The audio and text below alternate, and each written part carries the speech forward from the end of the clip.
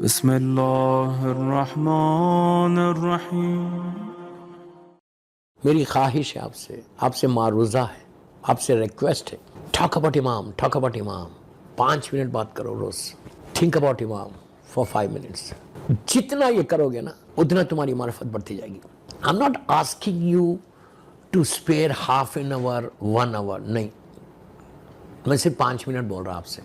Husband and wife بیٹھے ہوئے، شوہر اور بیوی بیٹھے ہوئے، 5 منٹ امام کے تعلق سے بات کرو کہ امام کے لیے ہم کیا کریں اس طرح سے، یا امام کی کوئی حدیث یا امام کی کوئی دعائے سماعت کے بارے میں بات کرو جو آخری ساتوں میں پڑھی جاتی جمعے کی، بالکل لاسٹ عصر کے بعد جو مغرب سے پہلے، اللہ معاف کرے، دعائے سماعت اتنی پیاری دعا ہے، دعائے سماعت جو جمعے کے دن کی مخصوص دعا ہے۔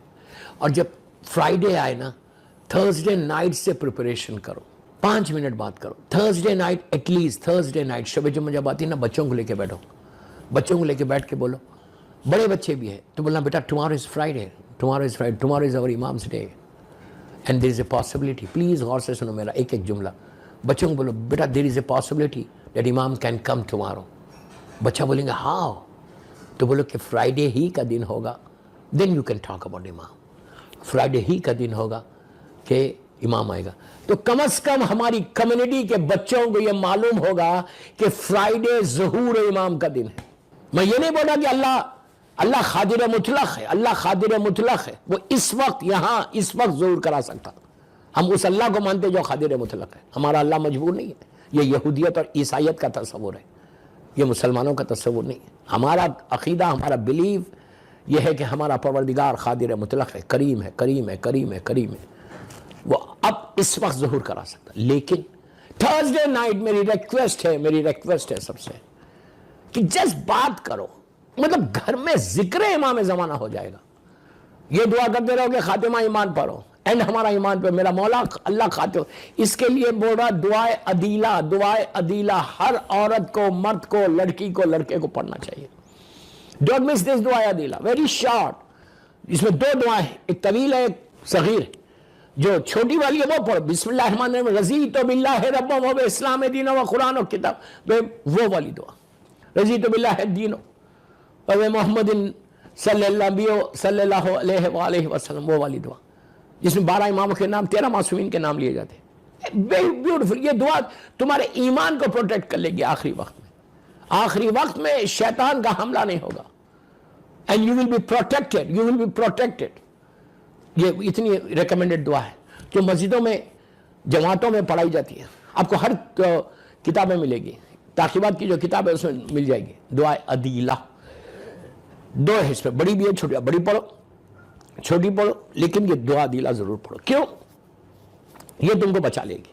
اور سائنس آف ریبل، اور آج کل جو موتیں ہو رہی نا، جو کثرت سے موت ہو رہی، اس کے لیے بولا، تو اسی لیے بولا کہ کم از کم جتنی زندگی ہے نا اتنی زندگی میں اپنے امام کے لیے کچھ کرتے رہو۔ ہر وقت جب اٹھو، جب بیٹھو، جب دل آیا ایک سلام کر لو، 1 منٹ کا ہوم ورک دے رہا، not even 1 minute۔ جمعے کے دن آپ جو نماز کے بعد زیارت پڑھتے وہ تو پڑھتے ہیں، سبھی پڑھتے ہیں، امام کی مخصوص زیارت بھی ہے، ایک مخصوص زیارت بھی امام کی، جمعے والی زیارت، وہ زیارت پڑھو۔ نہیں پڑھ سکتے، صرف ہاتھ سر پہ رکھ کے سلام علیکہ یا امام زمانہ یا فرزند زہرا اجل اللہ تعالیٰ فرجہ شریف بول جو۔ میری خواہش ہے کہ سونے سے پہلے ہر آدمی، میں نے کئی مرتبہ بولا، آج ریمائنڈ کر رہا، ہر گھر میں، امریکہ ہو، کینیڈا ہو، یورپ ہو، دنیا میں، میری جانیا یہ 18 میرا لیکچر سنے جا رہا، سب کانٹیننٹ میں، افریقہ میں، ہر آدمی سے بول رہا، if you really want to get close to your imam, before you go to bed, just say salam to your imam. یہ تمہارے پروٹیکشن ہے، میں آپ کے فائدے کی چیز بول رہا۔ Even when you go to office، اب میں ان کو بول رہا جو آفیسز میں کام کرتے ہیں، جو بزنس ہے جن کا، تم چاہتے کہ ایک نظر کیوں آپ بولیں گے ایک سلام، ایک جملے کا سلام سے ہمارا بزنس کیسا پروٹیکٹڈ رہے گا، ہمارا آفس، ہماری جاب کیسے پروٹیکٹڈ رہے گی؟ اس لیے کہ کہا گیا کہ آخری زمانے میں لوگ بات کریں گے زبان سے، لیکن اتنی دور ہو جائیں گے، امام سے دور ہو جائیں گے۔ تو آپ سلام کیا کر رہے؟ آپ سلام کرنے سے کیسے پروٹیکٹڈ ہوتے؟ ایک جملہ، آفس میں آپ انٹر ہو رہے، چلتے چلتے سر پہ ہاتھ رکھ لو، بس سر پہ ہاتھ رکھ لو، کوئی آپ کو دیکھے گا بھی نہیں اگر سر پہ ایک سیکنڈ کے لیے سر پہ ہاتھ رکھ لو۔ اور سر پہ ہاتھ رکھنے کا یہ جو طریقہ ہے امام کا، یہ 8ویں امام کا بتایا ہوا طریقہ، 8ویں امام کا بتایا۔ کوئی آپ سے پوچھے کہ سر پہ ہاتھ کیوں رکھا جا رہا، کس کہاں سے روایت ہے؟ تو یہ غریب الغربا کی، اللہ ہم کو مولا غریب امام کی زیارت نصیب کرے انشاءاللہ، اور بی بی معصومہ خم کی شہزادی کی زیارت نصیب کرے۔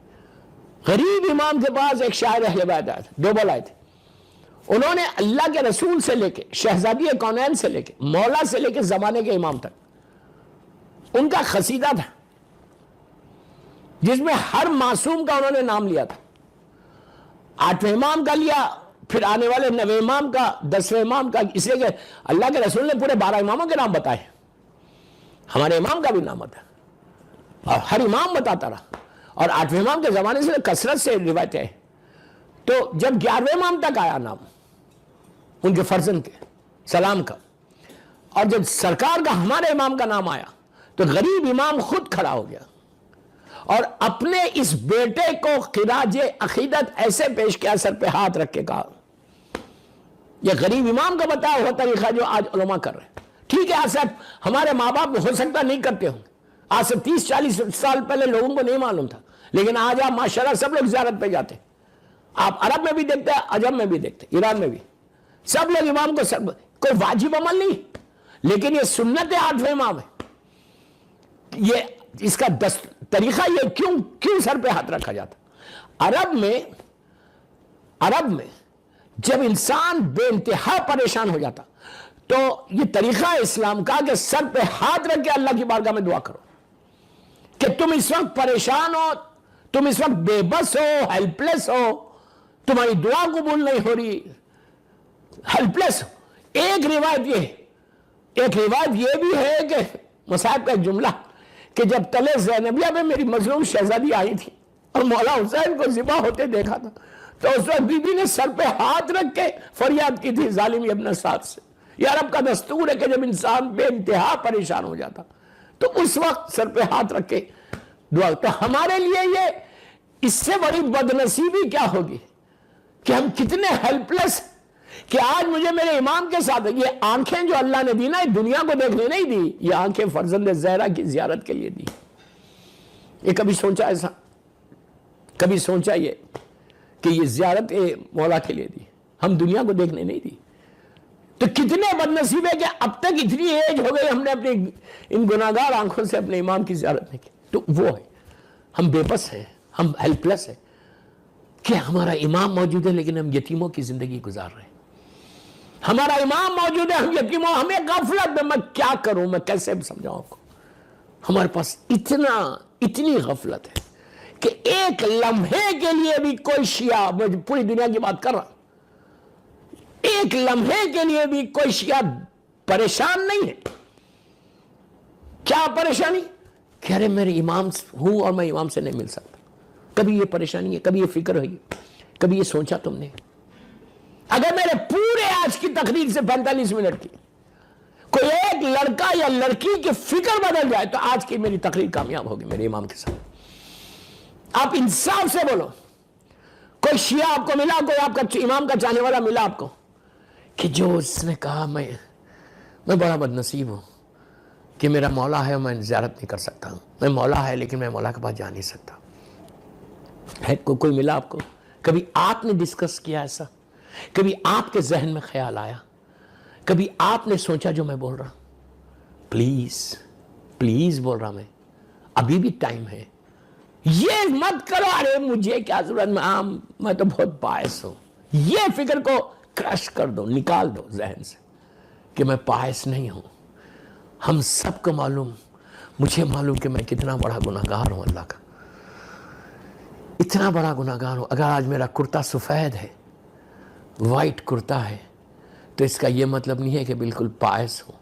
اس کرتے کے اوپر اتنے دھبے ہیں، اتنے سوراخ ہیں، لیکن وہ اتنا کریم ہے، وہ اتنا ستار العیوب ہے، اتنا عزیز و غفار ہے، اتنا تواب الرحیم ہے اتنا کریم و رحیم ہے کہ اس نے جب معاشرے میں مجھے پیش کیا، سماج میں جب مجھے پریزنٹ کیا، تو ایک رحمت کا پردہ ڈال کے کرتا ہے. یہ اس کا کرم ہے اور کسی کا نہیں.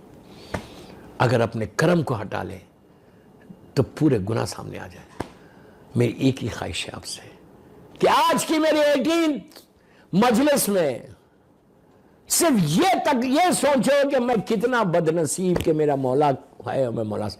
یہ جو تڑپ ہوگی نا تمہاری، یہ جو تڑپ اور کھرب ہوگا، جو بے چینی ہوگی، یہ تم کو امام تک لے کے جائے گی.